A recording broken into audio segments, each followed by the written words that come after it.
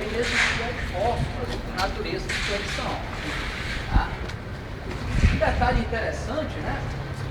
É que no projeto está previsto uma área, né, que seria um jardim de inverno, né? Referido a essa área aberta aqui, visão aqui de baixo, né? Ele parecer mais arejado o local. Tá? Bem, um outro detalhe que a gente pode perceber ali, ó, né, é que entre a viga e o pilar, porque na verdade o que acontece? Essas peças elas são todas pré-moldadas, como eu havia falado, né? Então esses dentes eles já são previstos para vir, né, o contato com o pilar. Então eu posso notar que existe uma junta de dilatação, um material, um elastômero, né, que vai permitir que uma peça, né, se dilate em relação a outra, se movimente em relação a outra. Tá vendo que entre a viga e o apoio do pilar eu tenho um material lá, ó, né? Tá dando para perceber? Tá? Então o que é que acontece? Esse contato, né, ele não é fixo, eu tenho lá um contato que permite uma certa dilatação assim, entre esses dois materiais. Tá? Justamente pelo grande porte da obra, né? Quer dizer, é um volume de concreto muito grande, é uma extensão muito grande. Tá? E aí eu necessito desses pontos, né, dessas juntas de dilatação.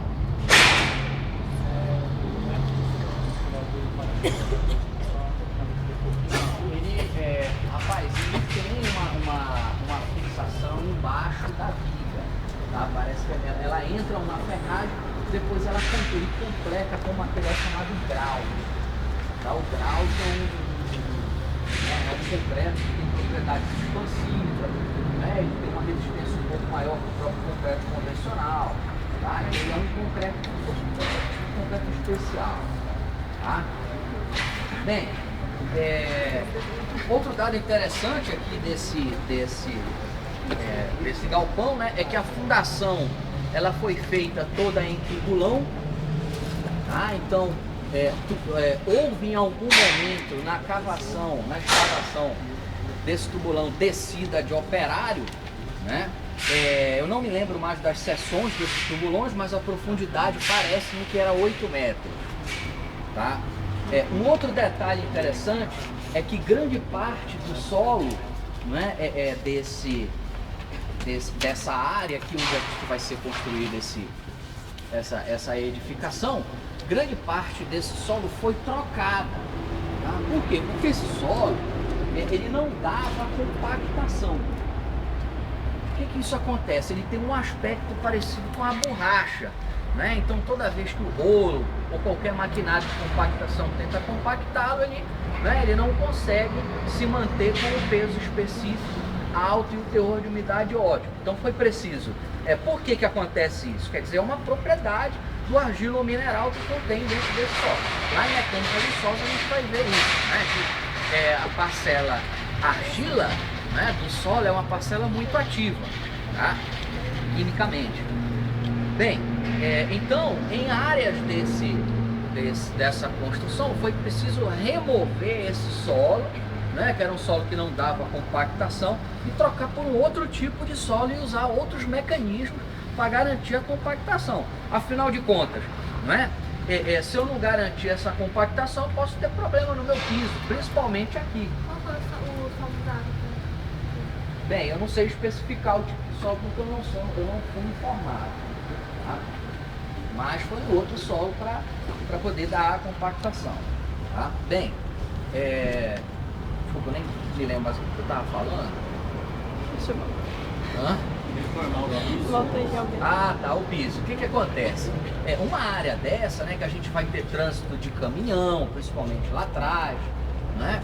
É uma área que necessita de uma boa compactação, né? Porque eu tenho um trânsito de carga pesada em cima dela. Então, mais um motivo, né, para que esse tipo de serviço seja muito bem feito, tá? Bem, vamos dar mais uma circulada. Dá pra ver, né? Aí, ó, você consegue enxergar, né, a ponta dos cabos lá onde foi feita a proteção. A Passou naturalmente para programar isso aí. Daqui a pouco deixar Não. Já é programado para ficar na parte de baixo da peça. Tá? A gente vai ver lá que existem momentos negativos, momentos positivos na peça, né? E ele tem uma função nessa posição. Tá? Não foi colocado aí pela cara. Bem,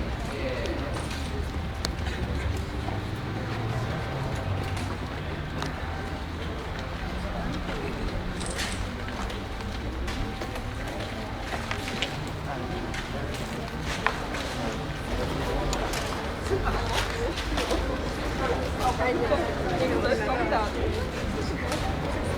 Dois convidados, de pedra. Nossa, esse tá pra você levar. Bem, gente, ó, eu consigo observar aqui, tá? Ali naquele pano de parede lá, e ali eu tenho a alvenaria, né? Que é feita em bloco, tá? E consigo observar direitinho, ó, ela aparente e o reboco, tá vendo o reboco? Né? Deixa eu ver se isso é um reboco também, não é chapinha. Na verdade é um chapisco bem grosso aí, né, gente? O que é o chapisco? Porque na verdade, não é, essa camada se divide da seguinte forma: eu tenho a alvenaria, tá?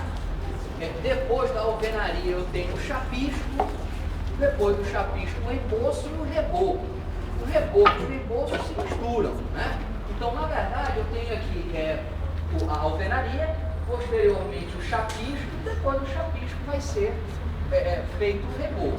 Bem, o que é interessante para a gente observar é que o chapisco, na verdade, ele funciona como uma fonte de aderência, né? Ele é mais rugoso para dar mais aderência ao reboco. Beleza? Vamos dar uma olhada. Hein, Leandro? Aqui não teria necessidade de ser bloco estrutural, né? Isso, de quê? É bloco de concreto, esse aí. Rapaz, eu acho que é bloco cical, não sei. Eu não estou conseguindo identificar ele, não. Se for estrutural, não teria necessidade. Mas esse aqui, né, pelo que a gente está vendo, que tem viga, pilar, não tem viga e laje, esse bloco ele não é estrutural. Tá? Ele também teria que ser, ele teria que ter armadura, entendeu? Ele não pode simplesmente ser colocado aqui. Tá? Ele tem que ter uma armadura também que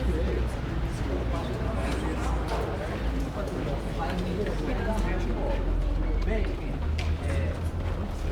se eu observar melhor, atento, então aqui eu fiz um serviço. Lembra que eu falei na última aula? Né? Qual que era a primeira etapa de uma obra? Qual é o serviço da obra? Primeiro, é a famosa terraplanagem, não é verdade? Então, observando topograficamente o relevo, eu consigo perceber que em algum momento, né, eu tive um serviço de terraplanagem aqui, né?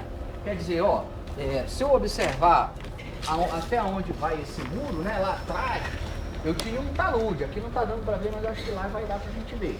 Então, em algum momento houve um corte, tá? Eu consigo observar também olhando para esse talude, olha lá, né, que eu tenho muito bem posicionado a estratigrafia do solo, tá vendo, gente? Como eu consigo perceber a estratigrafia do solo?